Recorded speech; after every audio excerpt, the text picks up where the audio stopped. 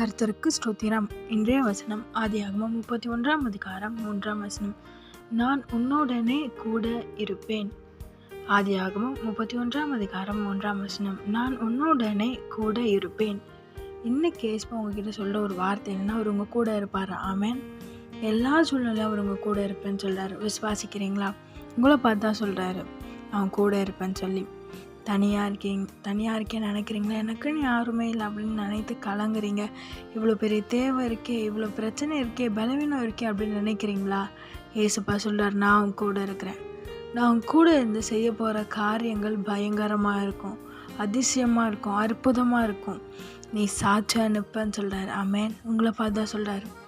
உங்களுக்காக ஏசப்பா பெரிய பெரிய அற்புத அதிசயங்களை செய்ய போகிறார். நீங்கள் நினைத்து கூட பார்க்காத காரியங்களை உங்களுக்காய் செய்து உங்களை உயர்த்தி ஆசீர்வதிக்க போகிறார். நீங்கள் செய்ய வேண்டிய காரியம், உங்கள் பழைய வாழ்க்கையை விட்டு மனம் திரும்பி ஏசப்பாவை சொந்த இரட்சகரை ஏற்றுக்கொண்டு அவரோட ரத்தத்தினால கழுவப்படுங்க. நிச்சயமாக உங்களுக்கு புது ஆரம்பத்தையும் தந்து உங்களை உயர்த்தி உங்களை ஆசீர்வதிப்பார். ஆமென்.